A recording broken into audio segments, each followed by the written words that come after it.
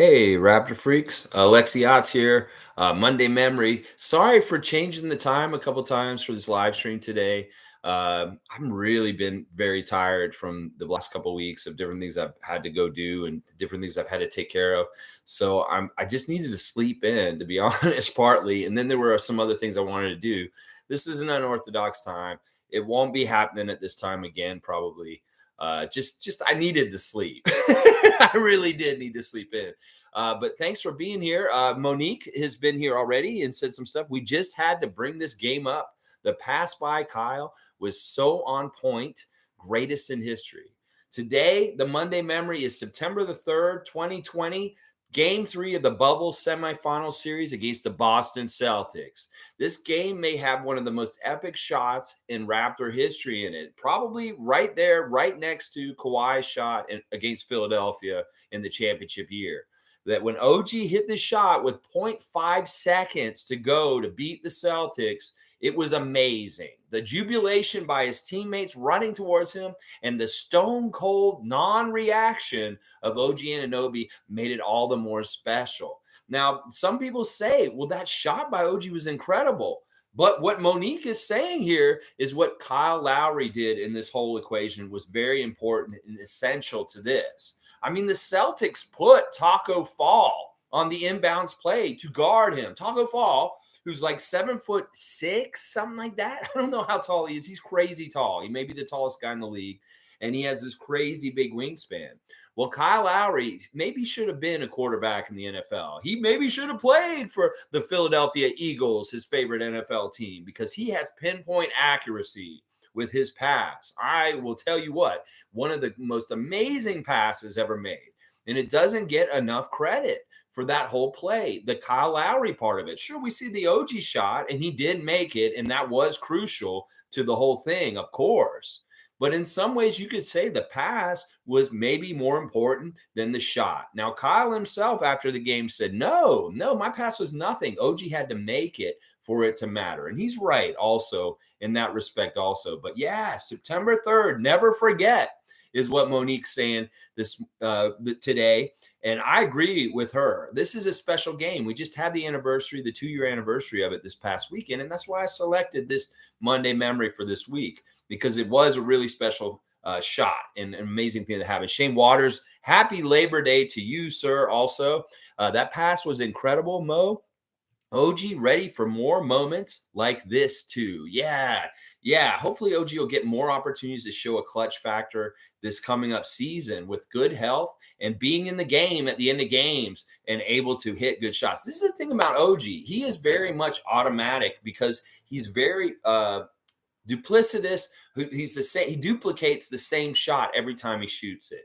Like if you notice him, his form and everything that he does with his jump shot is very much the same every time. And that's the sign of somebody who's really locked in and dialed in. We called it like a laser shot last year at times because it looked so good and so like accurate and stuff like that. That's the way OG shoots. And that's why when you shoot like that in a high pressure situation that is really, really not easy to do, if you have the fundamentals and you're just automatic because you just have the body memory of how to do the jump shot perfectly and how to make it, that's why you get clutch. That's why you make it in high pressure situations. It's the reps, it's the body memory, it's the ability to just shut everything off and say, well, this is what I do, and this is just automatic. This is how I do it. Bam.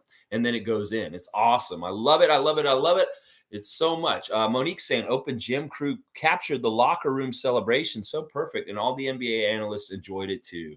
Well, it made good TV. And in fact, this may have been the moment when NBA Chev decided, I want to be a Raptors fan. This may have very well been the moment when Chev said, listen, this Raptor team is incredible. Like, look, they just went down 0-2 the first two games against Boston in the series, and they were really ready to go down 0-3, but then a miracle happened. In fact, Boston fan was already celebrating the win after Tice made that layup dunk right before and with 0.5 left on regulation. They really they were about to go party and have a good time because they were about to be 3-0 over the Raptors in that series. Well, And it would have changed things a lot for them because they might have possibly swept us in that series. Well, no, that's not what happened. We ended up extending the series to the full 7 games and just barely lost to them. There were so many different factors in that series that could have gone either way, that we possibly could have beaten Boston in that series if a couple of lucky breaks had happened otherwise and stuff like that. But this will forever go down in the history of the Raptors as one of the most incredible, important clutch shots that I've ever seen a Raptor shoot and stuff like that. And I love the backstage access that we got afterwards that Monique's talking about. That open gym being involved gives you all angles, the behind the scenes. You see the stuff in the locker room afterwards. I love that so much about our team with that. Let's see. Monique saying, who thought we'd be in Tampa a year later? Shaking my head. Well, it's all about the process of what we had to go through. And, once again, like Masai said, Tampa was worth it because we got Scotty and stuff like that. Click. Good to see you, Click. Always love seeing you here, Click. I remember that moment so vividly in the living room with my brother on my knees, praying that something good would happen. Once I saw Taco fall in front of Kayla, I was like, we're done. But what do I know? Yeah, I think a lot of people will remember that moment in time because it is that kind of a moment, because you have such strong emotions right at that time. Like, we were really down and feeling pretty depressed about how things were going in this bubble series with Boston. And then all of a sudden, OG gave us a huge ray of hope. And it really did reinvigorate the Raptors team for the rest of the series. We had a really good effort. We went out and won the next game. So the series was tied 2-2. And then they won the 3rd game. And then we forced a 7th game by winning the 6th game. And, that's good that we took them all the way there, because some people have said that this is one of the greatest playoff series in the history of the NBA in some ways. Just how much of a battle Toronto and Boston was in 2020 and stuff like that. I really enjoyed it myself.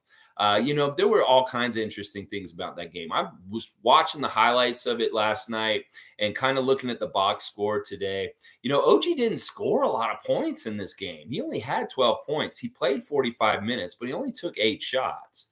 And he was 3 for 5 from the 3-point range. And one of those threes was that 3. He did have 10 rebounds, so he had a double-double.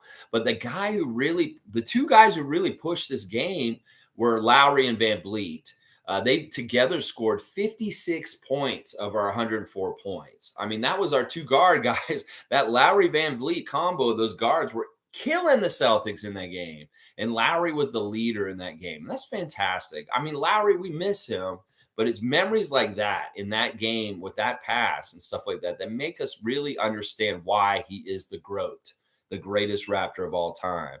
And, this was a game that was indicative of why Serge Ibaka was maybe a little bit unhappy playing on the Raptors at this point. The Nick Nurse was not playing him as much. He only had 1 for 6 from the field, only 2 points. He did not play well in this game, or hardly played at all. And they really did rely on their starters heavy in this game. I mean, we see OG had 45 minutes. Lowry had 46. Van Vliet had 41.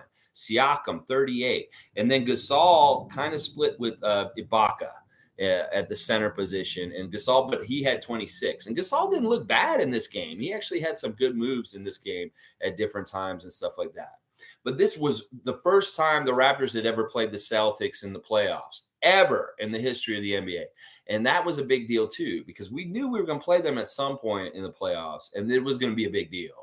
Because it really did start a rivalry with the Celtics with Raptor fans. Raptor fans, that series really made people hate the Celtics afterwards and stuff like that. And it stuck. I'd love to get a second chance to play the Celtics in the playoffs. I really, really would like to, because we'd like to get some get back for sure. For sure.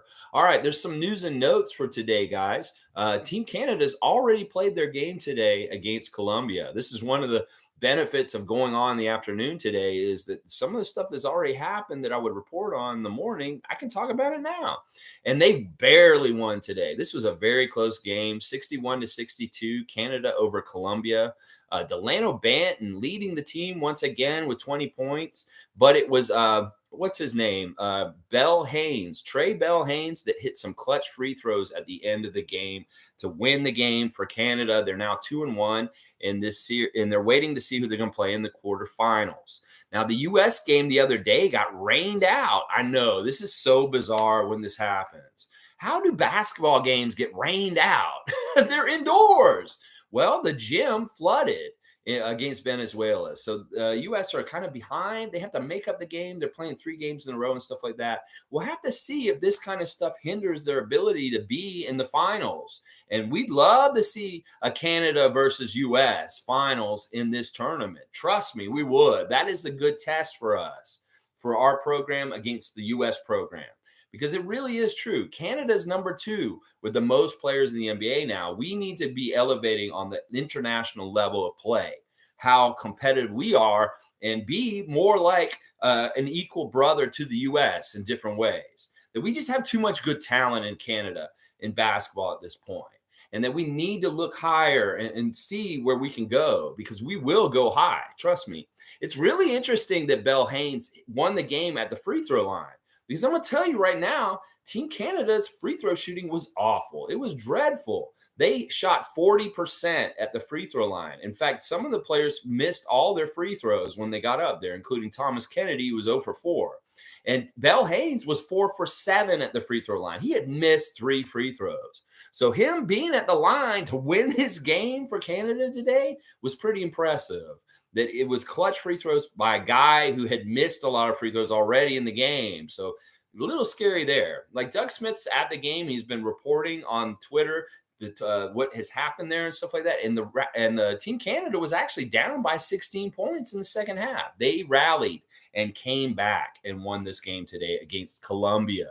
So kudos to Delano Banton, Nathaniel Mitchell, and Team Canada getting it done down there in South America today and stuff like that. I love that Delano's down there, that we have a Raptor involved. He's the only guy who's really notable on the Team Canada as far as like prestige or something like that. He had a Instagram post this weekend about, if you can make it on my block, Rexdale, you can make it anywhere. That's what he's saying in his thing. And he's probably right. If you can make it out of Rexdale, out of the situation you're in Rexdale, you can probably make it anywhere. That's not a lie.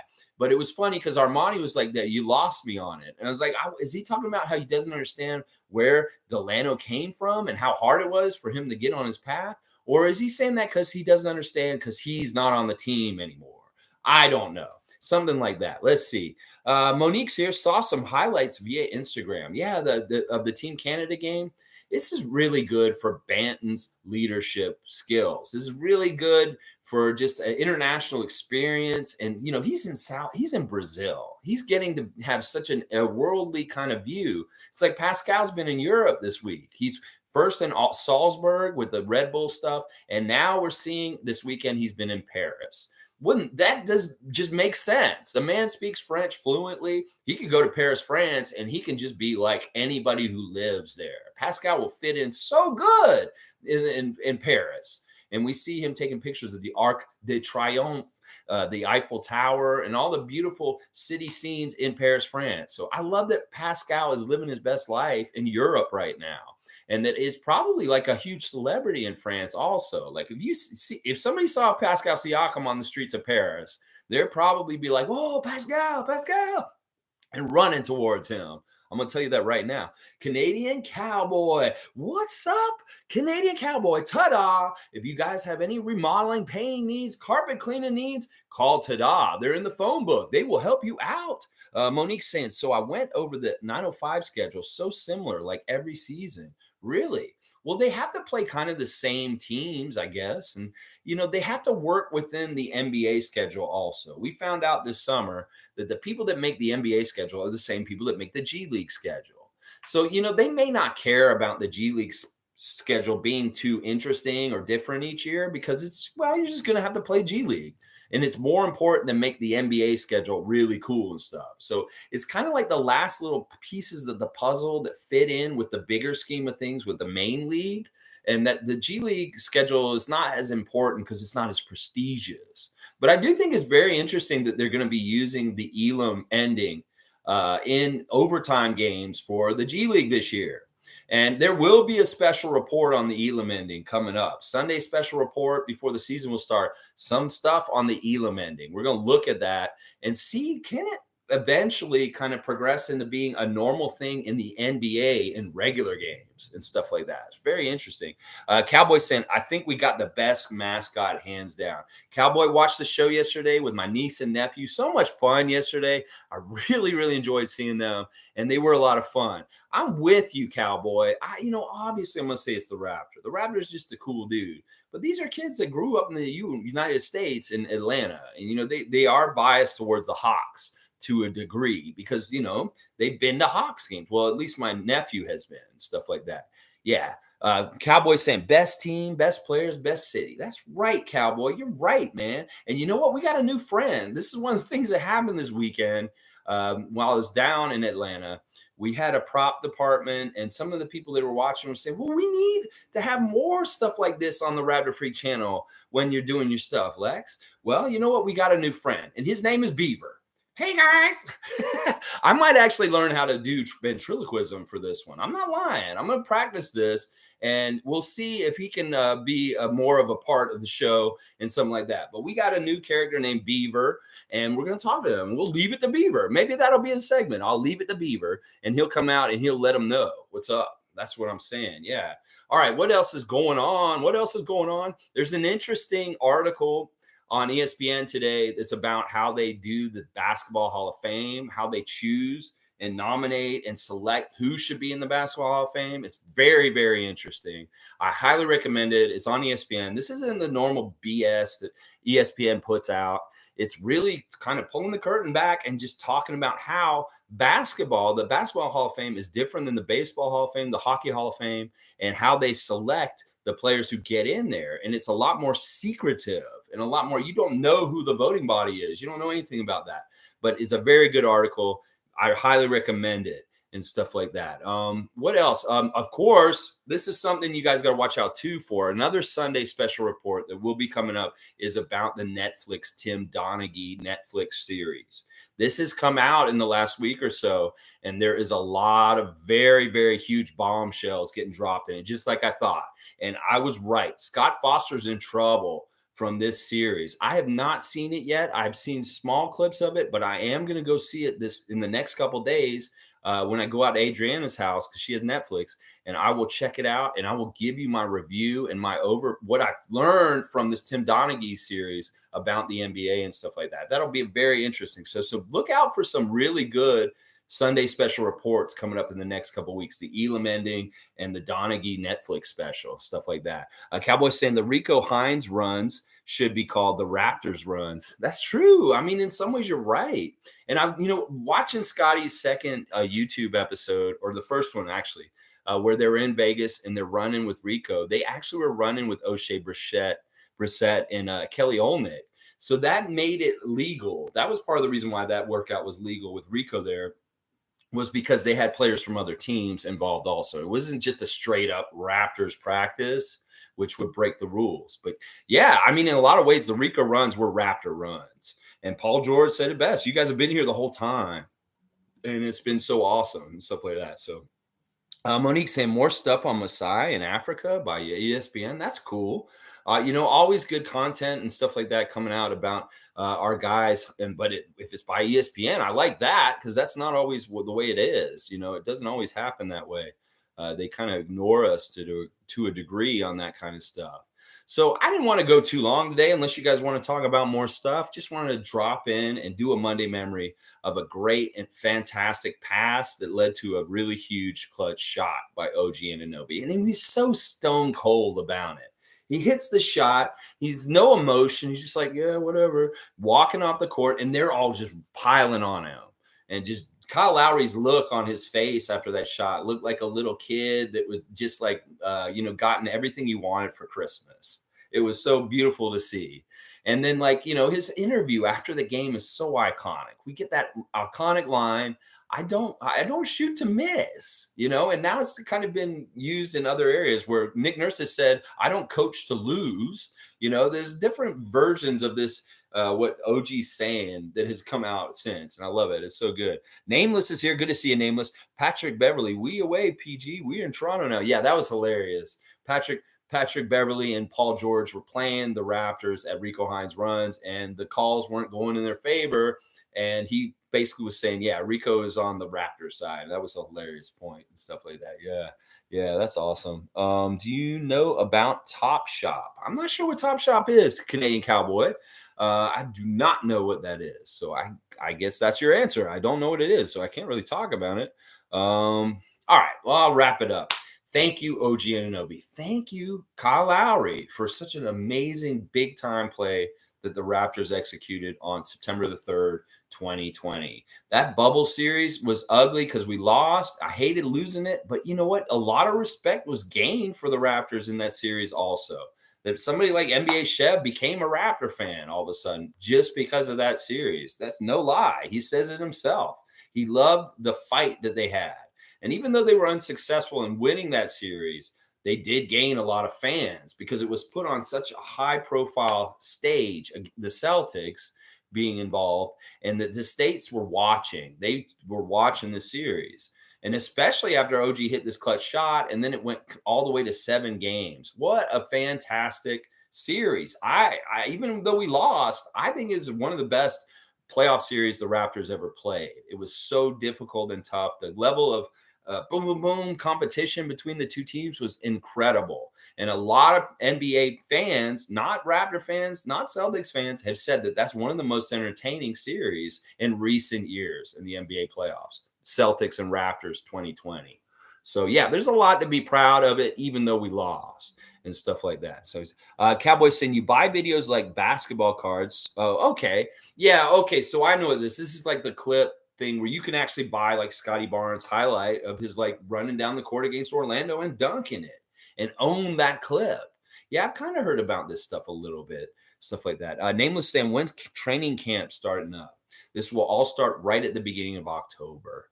September is the last month where we don't really have a whole lot going on. And then as soon as that calendar flips to October, Nameless, we're hitting the ground running. They'll be out in Victoria, British Columbia for training camp this year, and they'll be in open practice. And then we'll be in Edmonton before you know it, playing the Jazz and stuff like that. So it's exciting and fun, and I'm excited about it all coming sooner and sooner. You know, I took this on to try and do a stream every single day during the summer and the off season to make content when there's not a whole lot going on. And we're on the home stretch. The hardest part may have been the middle of August and stuff like that. But Rico Hines really helped me out. Not going to lie. I am not going to lie. Yeah, he's celebrating. I'm with you, Nameless. I think we're all ready. We're very much ready. Scotty says he's ready. We're ready. Chris Boucher's ready. The city's ready to come back. Yeah. Nameless saying you're going to have to slot to talk about the season, man. We're going to dismantle teams. Yeah, I'm excited. I'm all about like if you watched me last season, my show's very regimented around the games. The game days, there'll be very extensive previews for that game day, injury news, all kinds of different talk. I'll tell you about the refs who are playing for the game and whether they favor us or not. And then after the game, it's all about free for all reacting, me reacting on here and you guys telling me everything you enjoyed about each and every game. So I'm excited to get back to regular season schedule on this channel. You know, there won't be as much stuff like trivia at different times and different things like that, but it is a lot of fun. And those streams can get very long because we do really get deep in the minutia of what happened in the game and all the different things that happened and stuff like that. And really like talk about like the nuts and bolts of stuff that happened specifically in the game and different plays and stuff like that. So be ready for that. When you watch Raptor games this season, be ready in the morning to react with me because you guys react just as much as I do. And I love hearing y'all's insight and what y'all picked out and saw in the games also, because sometimes y'all see stuff that I didn't see and it's really, really fun to find out and stuff like that. Yeah. Cowboys saying, what about NBA logos? We win there also. Oh, wait, I got to read Vinny Max here. This isn't, this could be because, he's retired now. They forced him into retirement, Vince McMahon, because he's got a scandal right now. Let's see what Vinny Max saying. My Clippers have the deepest team in the NBA. We'll win 60 plus games this year if everyone stays healthy. The rest of the NBA is playing for second place. I wish you guys luck. No chance in hell. You know what, Vinny? I didn't know you're a Clippers fan, first of all. That's cool. It makes sense. I mean, maybe you're friends with Steve Ballmer or something like that. Listen, I actually decided this morning on the down low, I am going to be kind of rooting for the Clippers this year. There's different reasons why. I really want to see Kawhi Leonard come back and show that he is one of the most dominant players in this league. That, since the Raptors year with us and winning the championship, he has not really played a whole lot. He has not really given Matt back much to Steve Ballmer on this. He's just collecting checks. But if he actually comes and plays a full season this year, I really want to see him reclaim some of the clout and the people compliments saying this dude is one of the best players in the league. There's no doubt about this. And I want him to get that back because we haven't seen it enough lately in the last couple years. Kawhi dominating on the court all the time. And I want to see that this year. I want him to have a healthy season. I want the Clippers to be one of the top Western teams. My other Western team is obviously tanking this year, San Antonio. They are not going to be a contender or a factor this season. And that means I want to go all in on the Clippers. It doesn't hurt that Norman's on that team also, and that I really, really love Norman. And I want to see him have some success also. Paul George saying that the Raptors should be ready for the season. I love hearing him compliment our team. And, I'm not a big fan of him. I think he's a little overrated for what he is in the league and what he's accomplished. But I don't hate the man. I think if he does well this year. And then John Wall, he's somebody that I have not always been high on for most of his career. I've always thought he's the kind of guy like Iverson or Stephon Marbury that kind of is too much involved himself and he can't help other people around him to win. And that he probably isn't the kind of guy that may never win something. But hearing about his struggles in the last couple of years has made me have empathy for him.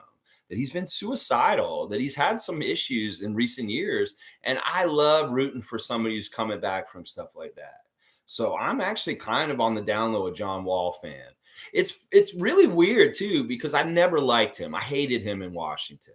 But now he's in a different uniform. I might actually like him a little more. And it's funny. Scotty was telling us on his Twitch when he watched the clips of him playing against John Wall when John Wall was in Rico Hines. These were like the last clips from the last week.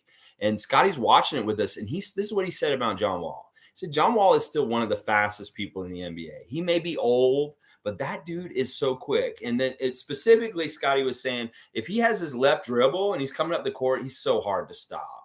Like you don't want to get him going downhill because you won't be able to stop him if he's dribbling left-handed up the court real fast and stuff like that. So Scotty really, really respects John Wall, even though he's older.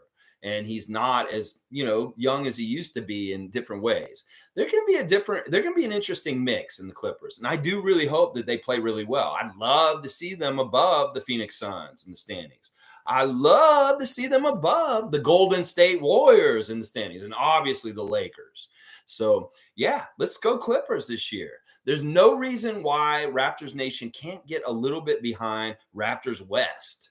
Because in some ways, they really were starting to become Raptors West, the way Steve Ballmer was poaching our players like Kawhi and Serge and Norman, stuff like that. So only when we play them, I won't root for them. So I'm going to be rooting for the Clippers this year. So I'm with you, Vinnie Mac. So yeah, let's see what happens. If we get a Toronto Clippers finals this year, wow.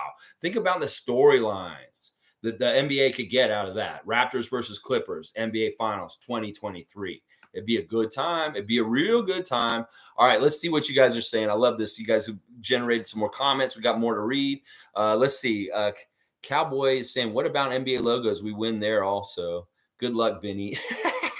Yeah, I like our logos and stuff like that. Maybe I'll do another stream like that. I really did cater that stream yesterday for my niece and nephew, for kids. And I figured the mascot is something that I haven't really focused on that much on this channel, the Raptor and stuff like that. So it was just a really good, and it's good to listen to their opinions. Like if you watch the stream from yesterday, they have really good opinions about why they like different mascots and they don't. And that, NBA people want, that's part of the reason why you have a mascot is to get kids interested in the team. And which one of those mascots are appealing and which ones are kind of like, oh, I don't like this mascot and stuff like that. Nameless is saying Vinny is delusional. Well, we have to understand and remember Vince McMahon has done this really weird thing to himself for decades where he does not sleep. He stays up until 5 in the morning from the day before, and then he'll sleep till like 6 a.m. He sleeps like 1 hour a day. Let's just put it that way. And he's 77 years old. And because of a sexual a case with sexual stuff, he is now out. He is not allowed to run the WWF all of a sudden, WWE. And now they're way more entertaining and interesting. That's the thing. He was had a stranglehold on wrestling, and he kind of was squeezing it dry of any kind of fun or goodness because of his own things. Like they weren't even allowed to say the word wrestling on the show because he banned that word. Well, now they can say it again because Triple H is in charge. But yeah, it's really interesting. Vinnie Max was saying that was good. That was good. Oh, I like that. Oh, yeah. Nameless is saying, I'm at least interested in Clippers players. Yeah, all right, let's see. Vinnie Max saying, Clippers are the real team in LA. That other team is old news. I am totally with you on this, Vince McMahon, because it's true that the Clippers really are the better team in LA. I'm sorry, Laker fan. You can try and say whatever you want to try and spin it in your own head. But when Kawhi shows back up and this team gets their act together, you're in big trouble, Lakers. Because seriously, come on. I see some highlights of like LeBron and Anthony Davis working out this weekend, stuff like that. I don't care. Listen.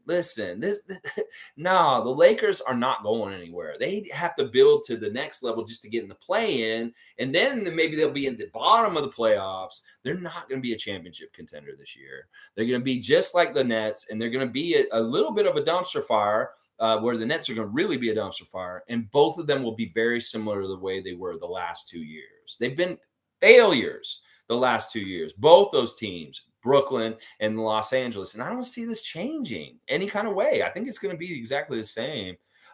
Nameless is saying, Canadian Cowboys saying he picked the Clippers over the Lakers. Yeah, he's a smart guy. Nameless saying Toronto Clippers. Yeah, well, their G League team is now the Ontario Clippers. But that's Ontario, California. There's a city called Ontario out there, but it's funny that their G League team is the Ontario Clippers. That's hilarious. I love that. Nameless is saying, how can we not root for the Toronto Clippers? Really? I mean, y'all, come on. Yeah, I kind of agree with this. I mean, listen, Kawhi, I'm not angry at him. He made a decision for his family. It was a poor decision. He probably will regret it down the road because he could have got more rings. He could have got at least repeated with us. With that team that we had the next year that went in the bubble, I think we would have done really well and probably won a second championship in a row. But the NBA couldn't have that. So in some ways, they were kind of trying to get Kawhi to leave anyway and stuff like that. But he's not done anything bad to the Raptors organization in his leaving, like some other guys in our past have and stuff like that. So I don't hate Kawhi like I hate some of the other Raptors from before. I don't hate them anymore. And honestly, I'm trying to really, really turn the other cheek when it comes to Vince Carter. That I am going to try and be a little bit more positive and like really honor him better in time now that he's retired and stuff like that. So let's see. All right, let's see. Toronto City only. Toronto only. True nameless. All right, Monique saying I have to give so much credit to Chris Boucher and Montreal North, etc. I love what Chris is doing. Chris is weird because, like, listen, he's behind on everything in his life, whether it's getting into basketball and developing into basketball, similar to Pascal. They both were introduced and played competitive basketball later in life than like younger and stuff like that. So they're like, Chris is now almost 30, and he's really just kind of hitting his prime where he might have hit this at 25 if things had been shifted a different way. And it's also in his real life, he's maturing as a young man in different ways. That last year, his epiphany in Cleveland on Boxing Day is not just about his role. It's an epiphany about who he is as an adult and as a man and as a person. And you can really see a very more serious Chris Boucher and how he's dealing with his life. Now, right now, I love all the clips of him down at the beaches, at the resort. He's riding four-wheelers around on the beach, and he's got his buddy kicking him into the pool and stuff like that. There's some cool – he's having a lot of fun right now, and he is on vacation and stuff. But the thing that Monique is saying here is that Chris Boucher is a part of another effect. We have the Carter effect, and we see what it did to Canada to elevate it as a basketball power. Well, Chris, in a way, is a local effect on Montreal. that he is really, really this summer, really promoting basketball in Montreal in different ways. And it's been really, really good for the city. It's getting more and more excited. And he really is kind of the figurehead of Montreal basketball in some ways.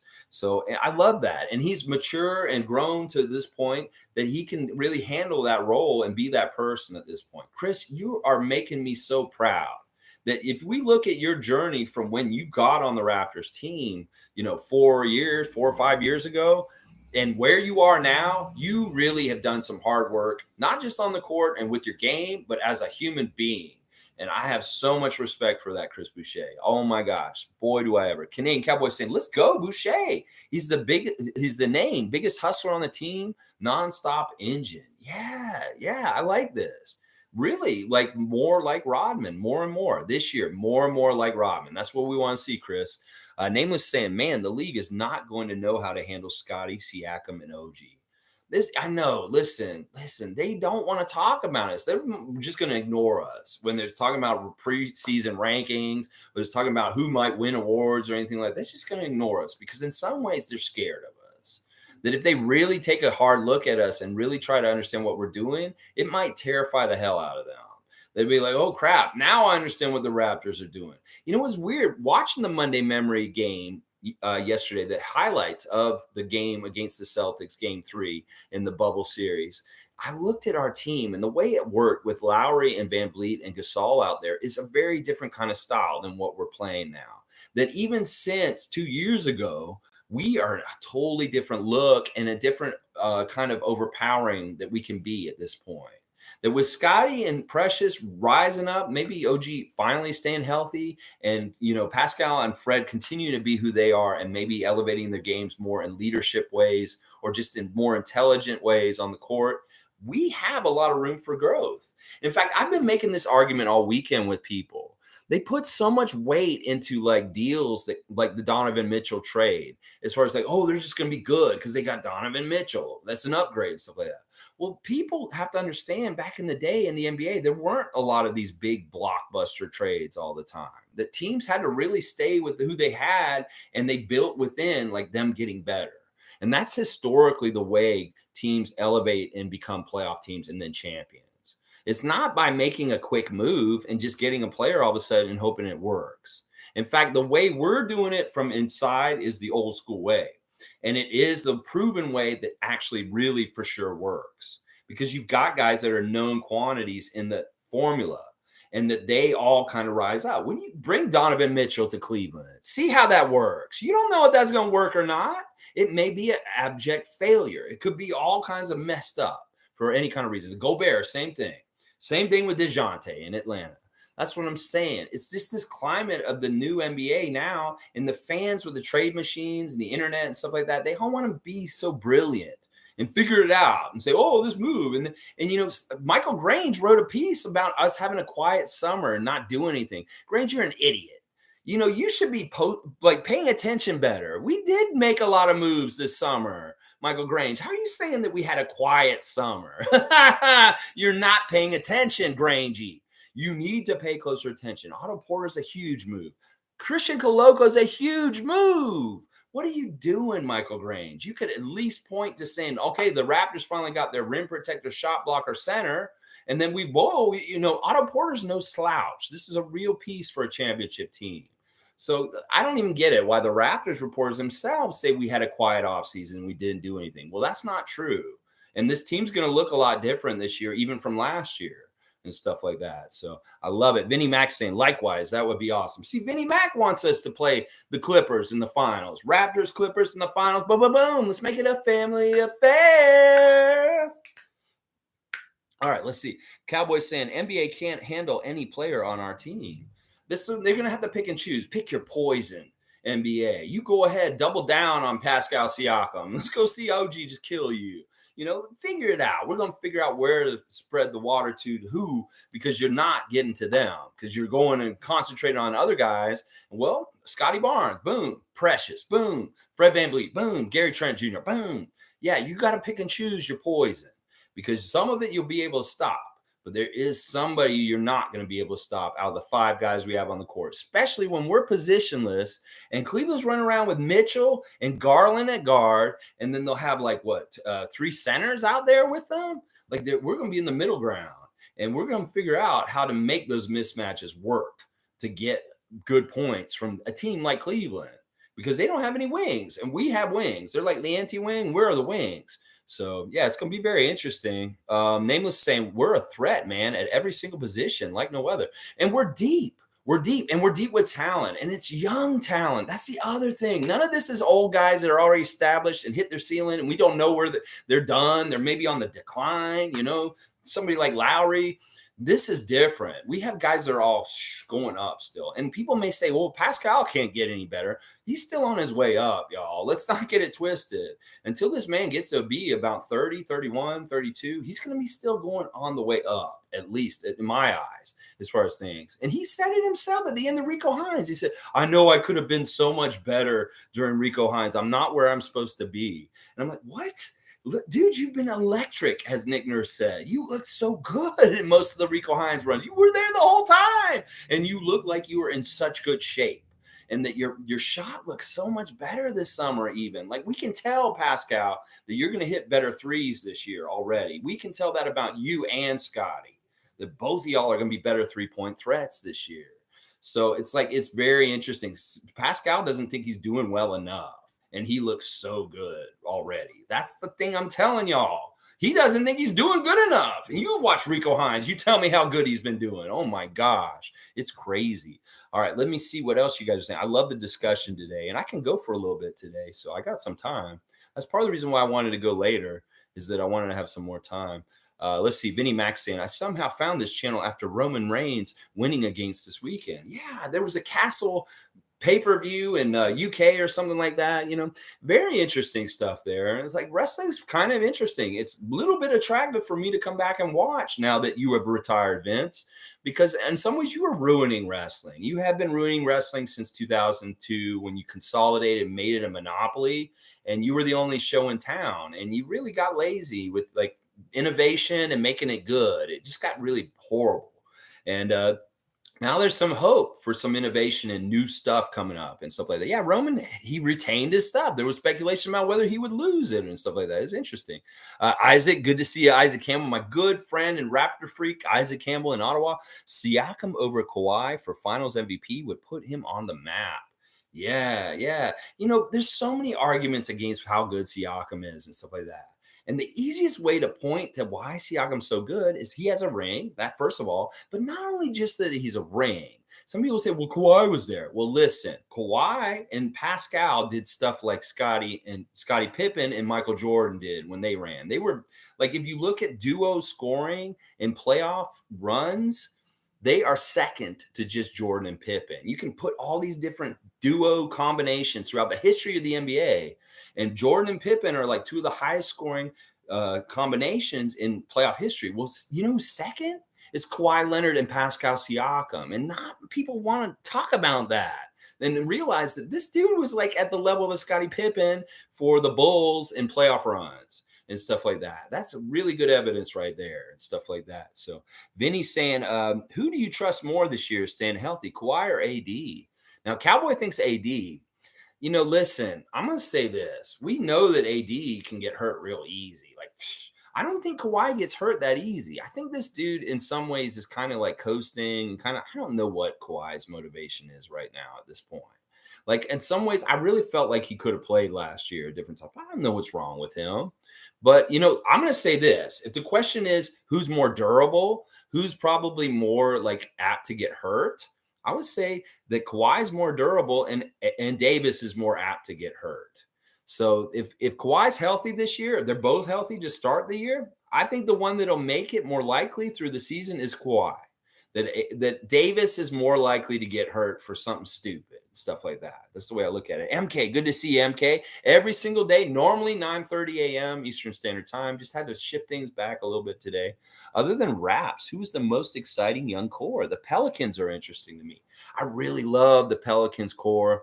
I do. And I mean, it doesn't hurt that Jonas is there. I'm a big fan of CJ McCollum. And Brandon Ingram is an excellent player. Zion, I'm not as high on and all that. He's actually a person I would trade. I would trade Zion for some big other name that's really more established and stuff like that if I was the Pelicans. If we're talking about other teams, I really think Detroit is somebody that people need to talk about. That we saw Detroit do a lot of interesting things last year, and they got even more new draft picks this summer with Jaden Ivey and stuff like that. So Detroit is the other team. Some people say Orlando also, but I don't believe in it Orlando as much. But Detroit, I think they're actually going to be more serious. And in fact, if Mitchell doesn't work in Cleveland, I am making this prediction this summer that the Detroit Pistons will finish higher than the Cleveland Cavaliers. And that people may hear me say that and think you're crazy. Well, let's just see how this season goes. And then you might see that I was right. And I was right about a lot of my predictions last year. I'm going to say that. All right. I don't know. There's some lady on a phone outside. Hey, keep walking. I don't know. She's young. Can you hear?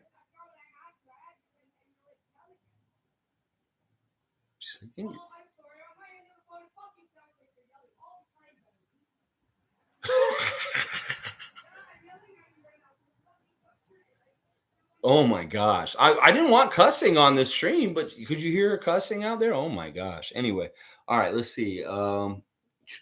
Vinny Max saying, yes, the Pelicans have Zion, CJ, Ingram, and Valanciunas. That's a nice core. Did Kawhi helping y'all win a championship make it hurt less when he helped? It did hurt when he left, but it was whatever. I mean, Uncle Dennis, fuck you. Since she already said the F word, I'm going to say it right now. But yeah, it is what it is. It was worth it. It was sad to do that to DeMar, but it all worked out exactly perfect. Like if we had not won, there was so much of a gamble by Masai Ujiri doing that move, it would have looked really bad. It really would have. It's good. It's really good we won. Oh my gosh. Let's see. MK saying definitely championships make everything hurt less. Well, that's the ultimate goal. That's what we're trying to do. That's why you make moves. You don't just make moves because you want to make moves on the trade machine like a lot of these fans are. You're making moves with really conscious decisions that help you build towards getting Larry O'Brien's. That's the only thing that you do this for. And that is exactly why we did it. And that's why it worked out that way and stuff like that. Nameless saying at the time it hurt Vinny, but him leaving was a blessing in disguise. Actually, I love what Nameless is saying here. Look at us now. Plus, the Clippers stuck with that contract now. I think this is right.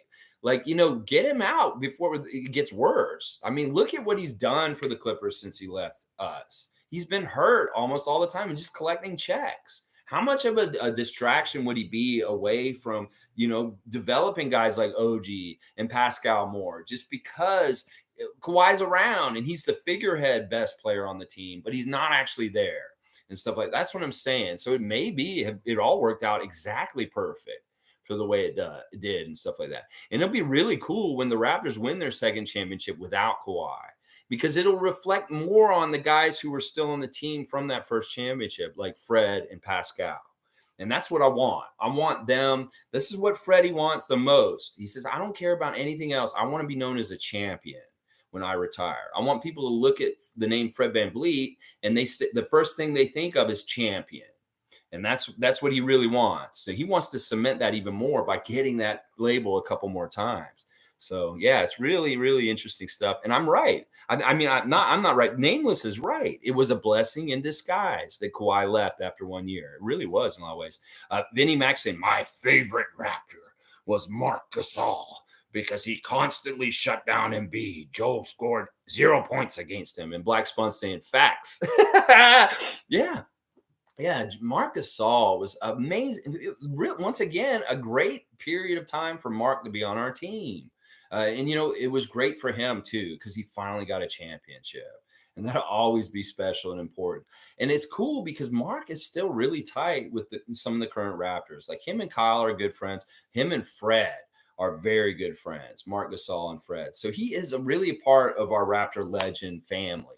He will go down. If he goes to the Hall of Fame, he'll be a Grizzly. But that's really just because he spent most of his career there. But he did win his championship in Toronto. And that's really important. Cowboys saying, I'm tired of all these OG trades. He ain't going nowhere. And if he does, it better be a trade package like Mitchell, or better have OG and Mitchell. I'd rather have OG than Mitchell is what he's saying. Let's go Koloko. Ta-da. Yeah. I'm sick of the trade packages too. Somebody said on Twitter today, they're like, Raptor fans, do you even root for the team or you just want to try and put trades out there all the time? Like, what is this? There's a certain segment of the Raptors fan nation that's just all about making trades or thinking about trades or dreaming of trades or wishing and pining for trades. And these are the people that think the same way as like Michael Grange. Oh, we didn't make any moves this offseason, so it was a quiet offseason. We didn't do anything. You're not paying attention, Grange. And fans, stop making all these trade machine things. It's like, listen, the players want to feel like they're idolized or the fans like them. That they want them to be on Toronto. When you're putting OG's name in the trade machine over and over again, how does that make him feel? Come on, y'all. It's like, listen, the whole thing that happened this summer with Gary Trent, with the trade talks with Durant and stuff like that, you want your fans to support you and say, we want you on the team. So not putting them into trade machines and trying to switch them every which way to get other guys that may not even be good fit for us. You are not the GM of the Toronto Raptors. You are not Masai Ujiri or Bobby Webster. These are professionals. These are the real deal, proven guys who know what they're doing. And I thank God every day that these are the men that make these decisions and none of these keyboard warriors that are trying to make the moves on their computer and, oh, this will work. We need to do this. No. You are just as good as Rob Babcock, maybe worse than Rob Babcock. And he may be the worst GM in Raptors history. You are worse than Rob Babcock, all y'all out there. I'm going to tell you right now, your trade machines and stuff like that. And let's go Koloko. I love that. Koloko is going to be so good this year. Oh my gosh. He's going to be good defensively, but I don't know about his offense. All right. Nameless saying, Vince, because we lost Kawhi, we now have players we wouldn't have had otherwise, which will ensure our success for years and years to come. Right. He's a little bit of he's the figurehead. He has to be the top dog. In fact, he may eat up money in our salary cap that we would rather pay people like Scotty Barnes and stuff like that. So you got to think about all the angles to it. We may have done the best thing with the whole thing. It's like, okay, go ahead and walk. We don't want Uncle Dennis to be assistant GM. Go ahead, go to LA. Go on. Vinny Mac saying, that makes sense, Nameless. I'm a Cowboys fan also, Canadian Cowboy. I hope we beat the Bucks and Brady. I'm a Bucks fan, so I'm against you on that one, Vinny Mac. Anyway, Cowboys saying, let's go, Vinny. Turpentine. That sounds like a turpentine, but that's funny. Nameless saying, didn't Kawhi Siakam have most combined playoff points ever? I'm pretty sure it's ever. No, it's not ever. They're second. Jordan and Pippen were number one, and they're second right below them. And you got to factor in people like Bird and McHale. You got to factor in like Magic and Kareem. Yeah, I'm talking about every single combination of duos in all the playoff runs. Like the Pascal and Kawhi amassed the second most total points in a playoff run together behind Michael Jordan and Scottie Pippen. They had one run in their championship years, the six of them, where they were just above them. I don't think it's ever. They're second. Vinny's saying, Nameless, really? I would think it was Shaq and Kobe. No, it's Michael and Scotty, and then it's Pascal and Kawhi. Let's see. Yeah. That's just for one playoff season. It's like for the whole, like from Orlando series to winning against Golden State. That is the period we're talking about. It's a playoff season. It's not like overall every playoff season. It's just for one playoff season, total points, stuff like that. Okay, let's see. You can hear her. Yeah, you can hear her outside. She was real. I don't know. Somebody did her wrong, and she was yelling at her. And she said, "I feel like you're yelling at me through the phone." I was like, "No, I'm in here yelling about the Raptors. You probably hear me." And I was yelling at you to shut up too. Welcome back to TO. Exactly. This is back in the city. I love it, Nameless. It's hilarious. Isaac Sam agreed, Canadian Cowboy. OG matches up well against Mitchell. I really think we have the Cavs number now. The fact OG is bigger or Scotty is bigger allows us to throw OG and Scotty at the other team's best players. Continuing, keeping Siakam fresh in the fourth. I really want to see what we do to Cleveland in the first game of the season. I really want to see this. I don't think they're going to have their act together with Mitchell. He's going to have this orientation period where he may not totally understand the system and playing with the other Cavs. So we need to pounce on that game, and we need to beat them bad.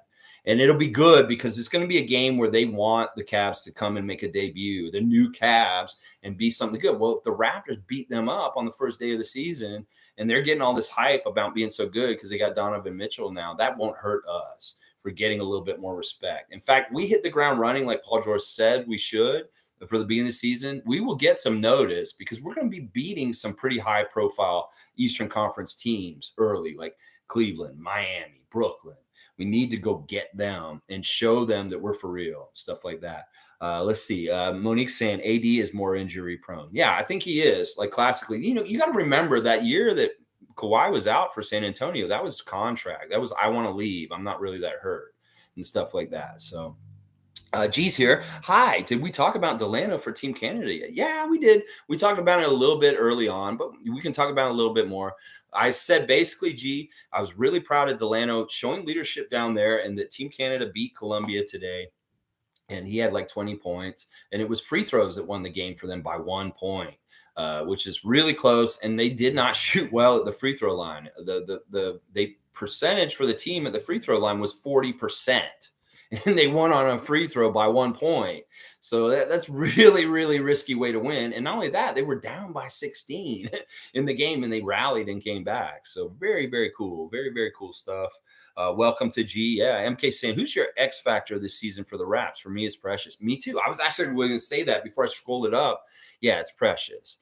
Because in some ways, what he brings is kind of extra on top of things. We can go with this starting lineup and do different things, but Precious is an X factor. He really, truly is, because he could go all kinds of directions. He could be exactly what he was like last year, which is perfectly fine because he's a very good contributor to our rotation. But I think he's going to jump up a little bit. And his trainer's saying he's going to be maybe an all-star this year. He sees him as being like on all-star level, the guy who works with him in the summer and stuff. So I would agree with this, MK. In fact, when I started to read your question, that was the first person that jumped into my mind. And you're saying the same thing. So I think that's a good pick for X Factor this season for us. All right, hang on. G saying sweet. And yes, Kawhi and Pascal had the second most points of any duo in NBA playoff history. Yeah, that's G's backing me up on that. Monique is saying MK Precious will shock many. Yeah, I think he will. I mean, I think Scotty's going to too. I think we're just in general going to shock everyone. I think that this year, because we really have gone more in this 6-9 vision of having positionless basketball, building our roster really more suited to get more time on the court, the percentage of time on the court that we play positionless will go up this year from last year. And that's going to be more and more discovery of how that can be a very overpowering strategy in basketball games. I'm really, really excited about positionless. Like I said, I was watching the highlights from the bubble series against the Celtics, and that's not positionless basketball when you have Fred and Kyle out there and Marc Gasol.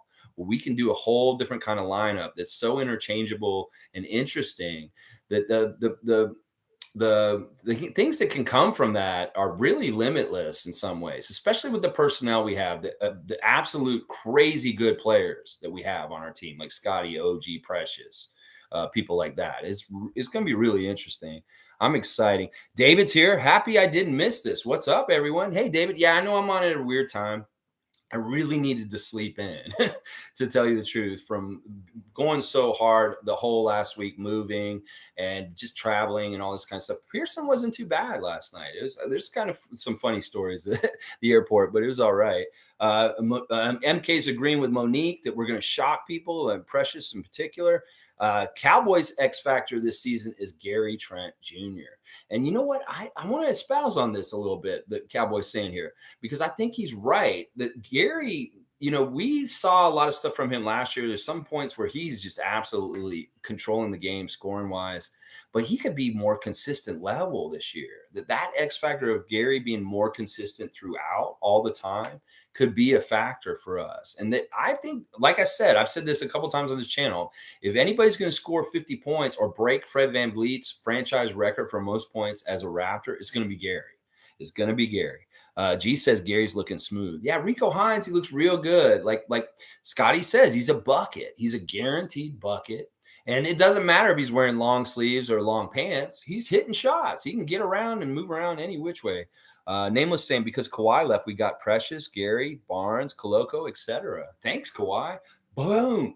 Yeah, I think you can kind of say that this is the turn of events that led to this, that factor. If Kawhi's presence was still on the Raptors, some of this stuff may not have happened. I think that that's very true. Gary is a good choice as well. MK agrees. Nameless saying, for the chip and the talent. Evelyn, hello, hello. Jack Armstrong. I can't do Jack Armstrong as well. He's like so pitchy and kind of. It's hard to get that high voice with him. But Evelyn, hello. Alistair saying Cleveland has two small guards. Gary Trent is better than Mitchell. I've heard this argument a lot this summer because people are trying to get, oh, we need to get Donovan Mitchell on the Raptors. Ooh. But it'd be like we trade Gary and OG to get Donovan. That's madness. Why would you do that? Trade two good players for one player? Come on. And I agree with Alistair. I think that Gary Trent Jr. may be a better player than Donovan Mitchell, even though the NBA may not agree. He did some crazy scoring and stuff like that, but it's because of the other side of the ball. And it's exactly that this is a two-way player versus a guy who's not really a two-way player. He's a scorer. And that's it. And in some ways, our team needs to have two-way players. It needs that you at least need to play semi-good defense. If you don't, then you probably won't get minutes. So you have to be a two-way player or a plus defender to play on the Raptors. And Donovan Mitchell is not either one of those. And he's not even a positionless player. So why did people want him on the Raptors so bad this summer? He's not positionless. He's not a two-way player. He's just a really good scorer. Well, do we need him to eat up all our field goal attempts? Do we? Or would you rather have Scotty expand his game and see what he can do? Or would you rather see OG make another jump in his offense this year? Because if Donovan Mitchell was on our team, none of that would happen. And this is another thing where we're saying, like, maybe avoiding having a big ball hog on our team like Kawhi Leonard or Donovan Mitchell helps our other guys be more equitable across and, share the ball, share the love. Because, there's not a figurehead above and beyond franchise player that just dominates handling the ball and getting shots. And that's kind of on the down low what Donovan Mitchell would be possibly if he came here. He'd only be effective doing that. He has to be high usage for him to be worth it. And that's what I'm saying. 2 for 1, OG and Gary for Donovan Mitchell, y'all are crazy. I don't care if he scored 50 points and had that back and forth with Jamal Murray in the bubble and stuff. Who gives a shit about all that? Has he won a championship? OG has. I'll say that. Oh, yeah. All right, let's see. And I'll agree with Alistair. I think Gary Trent Jr. is a better all-round player than Donovan Mitchell. The Donovan Mitchell may be a better scorer and maybe more lauded by the NBA in general. But in some ways, on the down low, Gary Trent Jr. is a more complete player. And that's what I'll say. Let's see. Monique saying third and six man of the year for Precious in voting. Third? You think he'll get third in the 6 man of the year in voting for Precious this year? That's interesting. Does anyone know how Aaron Baines is doing nowadays? Yeah, he's doing a lot better. He came back, MK, and tried to make the NBA this summer. He was not successful. No team wanted to sign him. And he is signed to play, I think, on Brisbane. He's going to be playing in Australia this year in the NBL. He'll be in the Australian League this year. That's what's going on. Yep, like Monique said, he's overseas. Cowboys saying Precious has to step up. I hope he does. He has more competition with Koloko in the house. Both of them on the front would be a nice lineup. Yeah. There's definitely, Koloko's. We're gonna have to figure out how we get Koloko into the rotation. How many minutes? It really may have to do with whether you can stay out there without fouling. But I really I hadn't really thought about Precious with Koloko and how they might play off each other because we didn't see them on the same team a whole lot at Rico Hines, but we did see Koloko with Boucher out there a lot. And that's a really OP kind of rim protection team because you can put Koloko on the strong side of the ball when we're on defense and have Boucher lurking in the weak side. And these are both guys that can block shots really well. And the fact that both of them are crashing the glass for offensive rebounds and trying to get all the defensive rebounds is really good too. We have really good rebounding already, but I think our rebounding is going to be even better this year.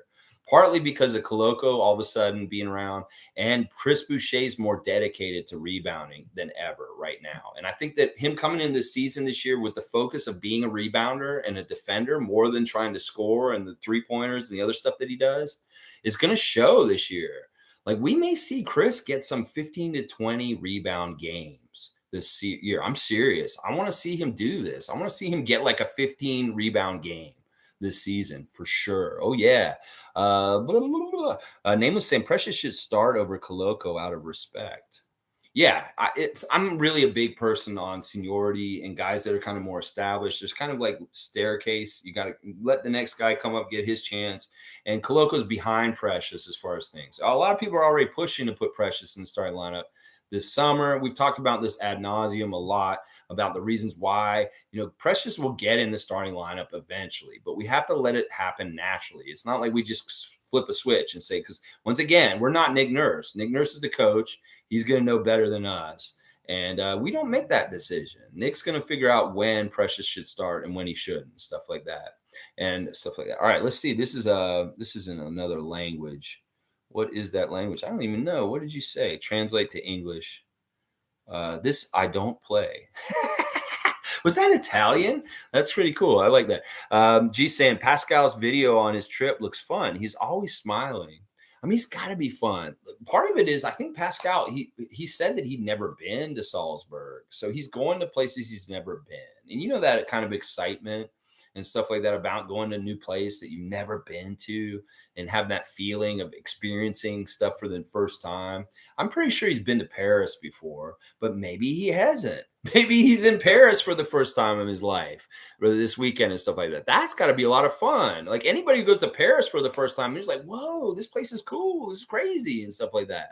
And it doesn't hurt that he speaks French already. He probably has been to Paris already, but I don't know. But he does look like he's having the time of his life. He's had a great summer. He's combined everything. He's had a great summer of working out and working on his game and his conditioning and just being in top shape, which he couldn't do last year because he was hurt with his shoulder. And then also we're seeing him going to different places and really enjoying himself and having good recreation and having good time off and doing things like that. I like that too. Nameless saying Jays are in a tight ball game here. Ladies, home run, and he's celebrating. Okay, good. I hope that the Blue Jays did win today. I knew they were playing right now. Stevie Roots is scoring the game at his house, and he said he can't watch my live stream because he's watching the Blue Jays right now. I'm like, what? Come on, man. Yeah, I'm usually on at 9:30. You're not even up yet. I'm on in the afternoon. You can actually watch me for once, Steve. Why aren't you watching me? He's like, oh, he's got to watch the Blue Jays. Okay, I understand. Let's see. Monique's calling Boucher Mr. Rodman 2.0. I like that. MK saying, who are the players left competing for the final roster spot, and who would you like to sign? All right. It's kind of muddled. Like Justin posted again today, Justin Champagny on his Instagram, that it's like he's got to follow his intuition and something's not right and stuff like that. Yeah, I can kind of see that. And it's not totally your fault, Justin, because you've been hurt with your wrist for the summer and haven't not been able to be in the Rico Hines for very much. And not at all at Summer League. Yeah, that's tough. I mean, I've on the record for saying I want to keep the bigger players. I want to keep Bo Cruz. I want to keep DJ Wilson. And, if Josh Jackson comes in, he absolutely kills it. Like, if he has really got his act together and he's playing a good high level and he shows like incredible talent, he may actually have a real inside track to get one of these spots because he has the blue chip like athleticism and stuff that is just not been tapped into in the right way with other teams that he's been on so far in his career. And he could be like a really huge boost to us if he does work. If he works for our team and he's in a good place, he has all kinds of ability that could really help us this year. And it could be on the down low, a crazy move that nobody really realizes actually really helps the Raptors win a lot this year. Josh Jackson. So I don't know. I have to see how Jackson is. He's the biggest question mark to me right now. We have not seen him at all with anything with the Raptors. We'll have to see how he is in training camp and preseason. But he's kind of on the same level with Gabe Brown. Like those two guys are kind of both in the same place. But the good news is Josh Jackson's eligible to be on 905 this year on an Exhibit 10 and not be a two-way and not be on our main roster. We could have him in our system and keep him stashed. without actually having to give him a contract or put him on the main roster team. We can stash him on 905 this year. He's eligible for that still, which is really, really, really good. Let's see. Yeah. So, like I said, if we're going to cut, we've cut Svi now. Armani's gone.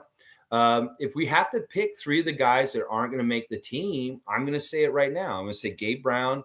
I really don't know about Josh Jackson. That's what I'm saying. It could be either Josh Jackson or Bo Cruz, because Bo Cruz could get cut still too, or DJ Wilson, and then Champagny.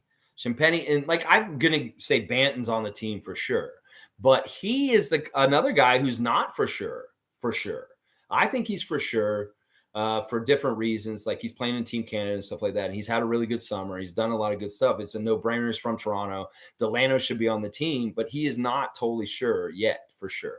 So Monique likes DJ Wilson also. I do too. I really do too. G saying Reggie Perry's back on the 5, it seems. Oh, wow. That's really good, G. I hope you're right. That'd be fantastic. That 905 team, if we've got guys like Jalen Harris and Jarrett Culver, it's going to be really good. Jeff Downton Jr. and Ron Harper Jr., that is, and Coloco, that's going to be a really, really good Raptors 905 this year. We should win the championship this year. I'm going to make an early bet that we will. We were second last year. And we could have, honestly, we just had some bad luck in the playoff where we didn't have players got called up is what happened. Reggie Perry was gone from the 905 team all of a sudden when it really mattered in the playoffs, and we lost a game and were put out.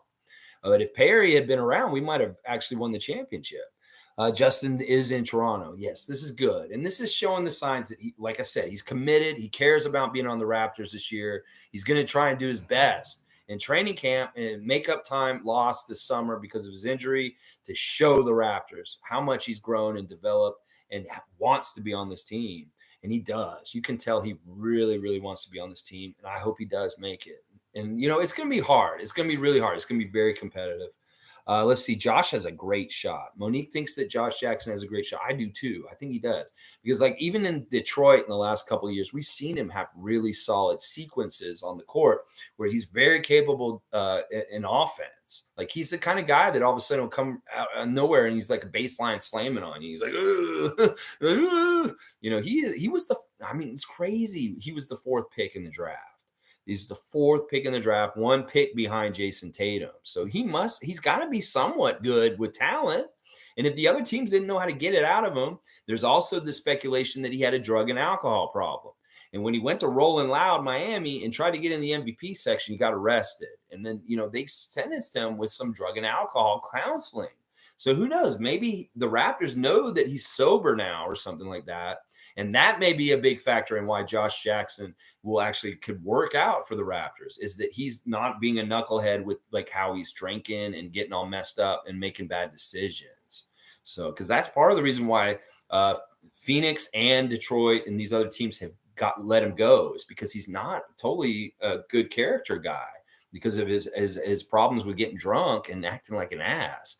So maybe if he's sober, maybe they asked him, it's like, Josh, are you drinking still? What are you doing with your life and this kind of stuff? And like, oh, let's interview him. Okay. Maybe he's got it together and he's got all this talent that maybe he's ready to use without that distraction. Let's see. Nameless love Reggie Perry back in 905. Yeah, it's interesting that, he's with us and not with Portland, because he kind of went to Portland and was on their main team. And I don't know how that works, but I guess we still have his rights or something like that. Or maybe he really loved playing for 905 and that's why he's like back with us. Maybe he had the choice and he's like, oh yeah, but I want to come back to 905 because they're going to stuff like that. Who knows? Cowboys say Nick Nurse is going to make up some crazy lineups. Let's go Nurse. I know that's the thing that these trade machine heads should be doing. Forget about making trade machine deals and stuff like that. Go make up all the different combinations of the Raptors lineups for this season that are possible. Go look at that stuff and speculate that stuff and start pushing what I want to see. Coloco, Boucher, Pascal, Scotty, and OG out there, and start pushing stuff like that. I put that on you content makers. Stop making trade machine clips. Go ahead and start talking about the interesting, different, huge OP lineups that Nick Nurse can employ and put out on the court against other teams this season. I mean, there's some nastiness. Really, if you look at all the kinds of different combinations, because you can put Scotty at point guard and just build up from there. It's gonna be, oh my gosh, Cowboy, you are so right. Let's see. G likes the potential of Reggie Perry. Monique is saying congratulations to Reggie Perry. Wow. Yeah, this is good. If this is true and Reggie Perry's still on 905, this is good continuity from last season. I know we've lost a couple of our 905 guys in different ways. You guys know that I think it's Hagen's. Or yeah, is it Hagen's or which one was it? It's one of those guys went to Orlando. He just got signed. He actually got a real contract down there. One of the guys from last year. I get them confused. It's Hagen's and the other guy who's kind of like him. Kevon Harris. That's who it is. Kevon Harris is now on the Magic. He's not with us anymore. He's on the Magic. MK saying, I love Champagny, though. It would hurt to cut him. I know.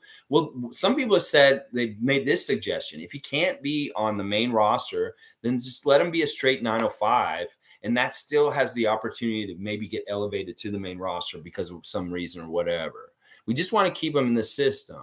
But to him, he never wanted to be on the 905 in the first place. He thinks he believes on the he belongs on the main roster. Well, the reality is you're kind of in between, Justin. And it may be in your second year because you can't be on the two-way now because we have our two-ways already. That you might have to be full-fledged 905 with like Reggie Perry and those guys right now. So Race Mo Daily saying I ran into the rookie of the year while he was walking his dog, his Roddy yesterday. He was nice enough to take pictures with my kids. Thanks to Alexi and Freaks for keeping the Raptors conversation going all summer. That is so awesome, Race Mode Daily. Wow. You could have name dropped me, and that maybe that'll give me more clout with him and stuff like that. Oh, you watch Raptor Freak and so that's awesome. I would love to see this picture, Race Mode, stuff like that. That is so cool. So yeah, he's down in his neighborhood, and probably he has to walk the dog a lot and stuff like that. I hope he's dealing with the dog a little bit better. Now, this is something I didn't bring up, and I should because this is really important. Monique knows about this. Scotty Barnes is doing a giveaway tomorrow. He's going to be on Twitch tomorrow afternoon giving away 4 copies of NBA 2K23 that him and WR Builds are each giving away 2 copies each. And that he really wants to give them to the people that subscribe to his Twitch. So look out for that tomorrow. Scotty's going to go live, and he's going to be doing a giveaway of the NBA 2K to Raptors fans that follow his stream and stuff like that. I love that you saw him walking around this weekend or yesterday. And yeah, Scotty's just the best, honestly.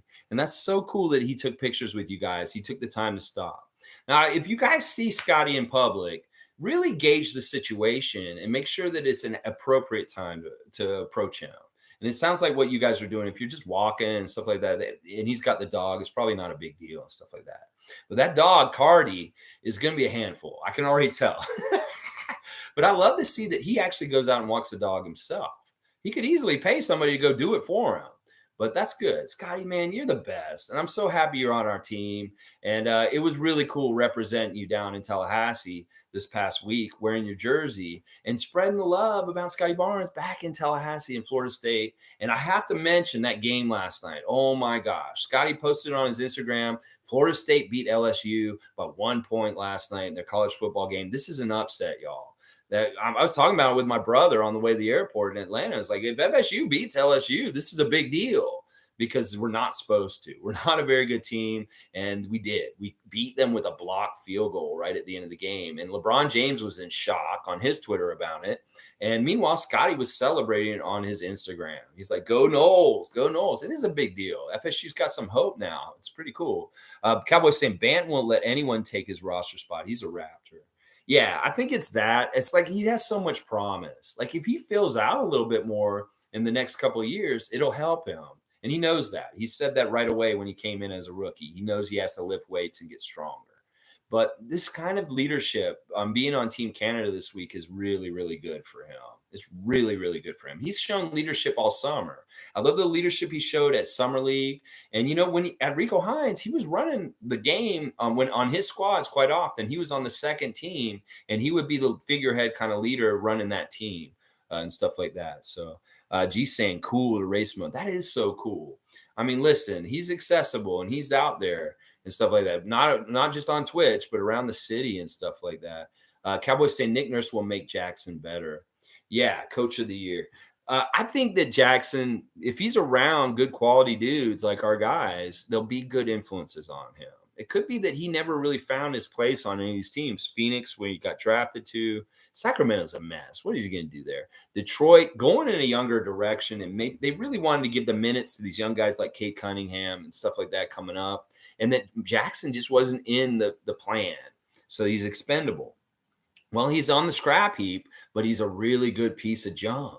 And I'm not saying he's junk, but it's like he could be cleaned up and fixed up. And whoa, look out. And that's what we're hoping Raptor Nation is with Josh Jackson, that he may have a different kind of output because of people like Nick Nurse coaching him now. And part of it is he's going to have to step up his defensive game. To make minutes on our team, he's going to have to play at a high level of defense. He's going to have to really focus on that. And he may have to focus on that more than his offensive stuff initially with us. Learn the defensive system of the Raptors, Josh Jackson, and get into that, because you can play positionless with us. That's another thing that really is in your favor. You're 6'8", and not only that, you're a guard. You have some handle and stuff like that. So you could be very valuable to us this year. But you need to put in the work and prove it and show that you're ready to take that stuff by playing really well. So we'll have to see. All right, let's see. Okay, G's giving us the Reggie Perry news straight up. The Raptors are reportedly looking to sign Reggie Perry to an Exhibit 10 contract as soon as they can carve out a roster spot for him. It's amazing. And we have all these players, so many players. It's like, Cowboys saying Justin could be a starter on any other team. It's because the Raptors are stacked at any position. I don't know about starter, but I think he could be on a lot of other teams. Like Orlando would love to have him probably on their main roster. There's other teams that, man, don't say this too loud. Shh. Don't tell Justin. It may be that maybe we don't keep him. He gets cut and then he goes to another team. And then boom, it's a little bit like DJ Augustine. Like we cut DJ Augustine and he had a chip on his shoulder against us ever since in his career. Well, Justin may not be the right guy to want to have a chip on his shoulder against the Raptors. So we have to treat this very delicately and stuff like that, because he's the kind of guy that's so hard-edged. He will come and give us some payback if we cut him. I know he will, out of any of these guys. Vinny Max saying you have three options: wrestle a man-eating gorilla. This is a mess. I love this question. It's so out of the blue. Swim with a hippo or hibernate with a bear. What one do you pick? If you survive, you get $1 million. So pick wisely. Oh my gosh. All right, I'm not swimming with the hippo. I know that right now. The hippo is the most dangerous animal in the world, honestly. And I know that once you get in the water with a hippo, you're done. You're done. You can maybe do okay on land, but they're pretty fast on land too. So that second one's definitely out. Now, the other two are interesting. Now, the wrestling a gorilla could be very dangerous because a gorilla is very strong, but in some ways, gorillas, like, they have been known to interact with humans and be fine. Like if I was in their family, the gorilla family, I could probably wrestle the gorilla and get away with it if I had already been acclimated in part of their family. He may not hurt me and stuff like that, is what I'm saying. That's Jane Goodall kind of stuff. But I think that that's pretty risky. The one I'll say is, like, this makes sense. We're being logical, and this is me thinking this through. This logic problem that Vince McMahon has given me this Monday afternoon is I think I would try and sleep with the bear because the bear's already asleep, right? Like if I don't wake him up and I just go and lay down and sleep next to him, the bear's hibernating. That's what the bear's doing. He might smell me though when I'm sleeping, but I don't know. It's really between the first one and the second one. I would say maybe hibernate with a bear, just because the bear's asleep. It'd be scary and stuff like that, but I'd have to make sure I get up before it gets up. Maybe. Do I get $1 million? Let me know, Vince. And I know you're good for it, so I expect it. I will give you my email so you can e-transfer the million if I got this right. Because seriously, let's see. Monique's excited for Reggie Perry. I like that. I'm ready. I'm excited for him too. Like I really liked him on our team last year. And it's weird that he never really got on our main roster much, but he was so good for us on our 905, and he did really well out in Portland. The couple times he got stints with them on their main roster. So, all right, that's a race mode daily saying, I didn't want to bug Scotty, but I didn't want to pass up the opportunity. The picture's on my gram at race mode. All right. I'm going to see this. I want to look at this. You don't mind me looking at this race mode because you put it up there, and I just want to see what this picture looks like because I want to react to it. We're doing a live react. All right, let's see. Race mode, you have a cute kid, man. What a cute kids, man. Oh, look at Scotty. This is awesome, race mode. So cool. Look at him. He's so nice and smiling with you guys. And there's Carrot Cardi trying to get around, stuff like that. That is so cool. You know what? This picture, race mode, is your kids will always have this. And hopefully Scotty's gonna be like boom, boom, blowing up. And this is so special and awesome. I love that you shared it, and I love that I got to go see it. That's fantastic, race mode. And yeah, that's exactly kind of what I expected it would be like. Scotty, Scotty smiling, kind of leaning in and stuff like that. Oh man, it's so good. Yeah, we don't want to put on blast too much where Scotty is. He has gotten on to me recently for revealing the real name of the Raptor. He got really mad at me actually. It's like I know the Raptor's real name because my ex-girlfriend used to work with him because she was in a company that made mascot costumes. It was really weird.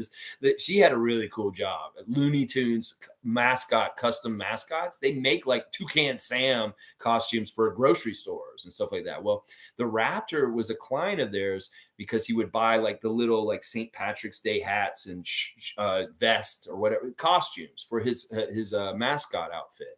And she had to work with him directly and talk to him directly. Well, she knows his name and she told me his name. And I told it on Twitch the other day, and I'm not going to tell it here because I want to respect Scotty. He said, why are you letting that man's secrets out? He got really mad at me. So I want to watch that. So we're going to try and keep things a little secretive around our Raptor family and organization, as far as like not, as they put it, doxing people. So I know where Scotty lives, what neighborhood of town Scotty lives in. And I don't want to put it on too much on blast because I don't want people trying to go and seek him out. But I love that Race Mode ran into him yesterday. And this is exactly the kind of stuff we love to hear and share on Raptor Freak Channel is positive Raptor fans out there in the world seeing stuff, learning stuff, and bring it and share it with us and stuff like that. That's awesome. So yeah, I guess you guys can all go see the picture also. Oh, he's retracted it, but that's fine. I appreciate that. Isaac Campbell saying, I hope that Banton can come and contribute consistently from now, especially after Canada wins FIBA. I really do want this. Like, this would be badass if Delano can lead this team Canada to a finals victory in this tournament that they're in right now down in South America. It's be such good confidence from this and stuff like that. G saying, I feel like these young talented players wanting to revive their careers will fight to get on the Raptors. Well, it maybe that's that's the golden portal. That's the opportunity is there, and they see it. It's like if they want to reclaim their career, this may be a good place to do it because they know they'll get the good backing and coaching and development in a way that they may not have gotten in Sacramento and stuff like that, things like that. So it'll be interesting to see Josh Jackson and what is possible with him being in our team and stuff like that. Is a big difference. Like being on our team compared to like Sacramento. I won't include Detroit totally because Detroit's getting better, but historically Detroit has been horrible for this kind of stuff too. So, and Phoenix dropped the ball with him also, it seems like that. MK saying, I like these later streams. I don't get to watch the early ones because I work. And when I don't work, I'm so tired. Nice talking to y'all as always. Awesome, MK. Well, you know what? I'm always looking at feedback, and maybe that we switch it around, maybe find another sweet spot. 9:30 is still pretty good for me, but who knows? It could evolve and change over time and stuff like that. So I've taken your feedback in, and I'll definitely keep it in mind. Maybe I'll jump it back maybe a little bit of time. Maybe we'll have a different starting time for this new season. But right now it's still 9:30. But maybe I'll make it like 11:10 or 11:11. What if we just started at 11:11 every day? Or something like that. I don't know. We'll figure it out. You guys definitely give me feedback on what works for you guys for the most part. Maybe I'll put a poll up and we'll try and figure it out that way or something. Let's see. Cowboy saying we got some good young players, G, and how we play like a family first mentality. And Nick Nurse, I can't wait. None of us are. We're all just biting at the chomp. Like, when can we just start playing? Come on. We're ready. I don't care if the other teams aren't ready. We're ready. We're primed and ready to go. So you guys can all catch up after all the Rico Hines we did this summer. Yes, sir. Let's go Banton. Monique saying, I know the name as well, Lex, but I can't say his name for out of respect for the Raptor. Yeah. Cowboy wants 6 a.m. or 6 p.m. because of the 6. I get it, Cowboy. I know what you're doing there. All right. We're just about at 90 minutes. I'm going to go ahead and wrap it up. Thanks for joining me today. The original thing we're here for is the Monday memory of the September 3rd game, 2020. Raptors versus Celtics, game 3 of the semifinals, Eastern Conference bubble playoffs. And this is that famous game where OG Anunoby said, I don't shoot to miss. And he didn't that day. He made that 0.5-second shot at the last minute from a beautiful, beautiful lofty pass that Kyle Lowry threw from out of bounds over Taco Fall to OG. And that Celtics had already celebrated. The fans at home were all celebrating. They had won. Woo, we won. We won. We're up 3-0 on the Raptors. Well, you weren't. No, you weren't. And it's so funny to see. I went back to do research for this clip. For the stream today, and I saw all these Celtics comments about the heartache and sadness about the OG shot and how it affected them, and it was really the reverse of how it affected us. We were like jubilant and like woo, and they were like oh, it was really awesome. I love it. Lolita's here. I love to see you, Lolita. Glad you're here.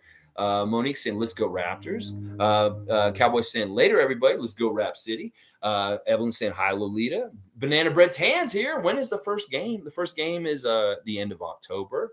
It'll be against the Cleveland Cavaliers, but we have preseason before that, Banana Bread. So we will have some stuff to talk about. Really, at the very beginning of October, we'll be getting into the nitty gritty. Oh, yeah. Are you changing the meetup time? We're talking about it. Today we're at 2:30, which is an interesting time. I don't know. We'll try different things. It's not about stats. It's not about things like that. Part of it has to do with fitting it into my regular day and what I have to do with work and different things around it and stuff like that. But today I really need to sleep in because I've been traveling for like a week and helping my folks move, and I've been exhausted. So I couldn't get up in time to do the 9:30 this morning. So I just pushed it back. But tomorrow, trivia should be at the regular 9:30 time. And it's classic Jurassic Raptor Free Trivia tomorrow. Lloyd, Scotty's friend Lloyd, is supposedly coming to play with y'all tomorrow because he knows about the Raptor Free Trivia. I don't think he's going to show up. You probably won't remember. But Lloyd is very interested in joining us and playing trivia with us. So that could be fun if one of Scotty's best friends, is involved in our channel more and more, Lloyd, and stuff like that. Because he knows we're playing tomorrow. He even messaged me and said, I'm going to come to trivia. He said he wants to come to trivia, but we'll see if he actually shows up. Everybody's saying hi to Evelyn. October 2nd versus the Jazz. That'll be the first preseason game. That's right, October 2nd, baby. And they'll obviously be in training camp for like a week before that. So really, we'll hear some rumblings and news about the Raptors in Victoria for the week before that, at the end of September. So we're getting closer and closer. What's the 5th today? Monique's counting it down every single day on her social media. And I love it, Monique. Keep going, because it's really getting that anticipation building. When I see that Monique's saying 30 days till the season, this many days till the season, I'm like, all right. Isaac's saying, go out and shoot like OG today. That's right. Don't shoot to miss. Go out in your life and live it to live. That's right. I don't live to die. I don't live to die. That doesn't work exactly. But yeah, just like Isaac's saying, like, have confidence in yourself and go out there and do your best. And whatever happens, happens. And I'm sure it'll all work out, is what I'll say. All right. Lolita's saying at Raptor Freaks, welcome to all. In 27 days, Monique is still counting it down. All right. Congratulations, Team Canada, winning by 1 point today against Colombia. That was fantastic job by Delano Bant and the guys down there, Nathaniel Mitchell coaching and stuff like that. All right, tomorrow, Tuesday trivia. And I'm going to tell you this right now. It's not a very well-known Raptor in some ways. This is going to be a difficult one. It's actually, I'll give you guys this clue. The guy who we're doing tomorrow, it's going to be his birthday. And that's the reason why I chose him. So that if you want to do a little bit of studying, David, or anybody else that plays the trivia, figure out which former Raptors birthday it is tomorrow, and you'll know who the subject is for tomorrow. So yeah, there you go. All right, guys, I'll see you tomorrow for sure, 9:30 a.m. And I appreciate y'all joining me this afternoon at this really different time. So like, we will, maybe really look into changing the regular time. I wanted to work the best for everybody and stuff like that. All right. Appreciate y'all. And, like, comment, subscribe. You have not subscribed to my channel yet and you watch me regularly. This is the thing you can do to help me. It doesn't hurt for you to just click it. And if if I piss you off because I say something political or say something stupid, you can always just unsubscribe. But it will really help me to continue to get my number up because I want to get to the point where I get 1,000, and then I can do YouTube hashtag Raptors Freak as my URL and other things like that. That's the kind of stuff I want to start doing. And becoming a partner with YouTube is what I'm trying to get to at some point. And I hope I can get it by this time next year. It's a little bit of a slow climb, but I want to do it organically and not try and trick the system by paying for follows or anything like that. Some people have done that to get a boost, but I'm not trying to do that. I want real ones. And I know everybody who's with me so far is absolutely a real one. I appreciate all y'all. All right. Have a great Monday. Like Isaac said, go out there in life and do it just like OG did with that badass shot in the game that we're talking about today. That's right. All right. Let's go.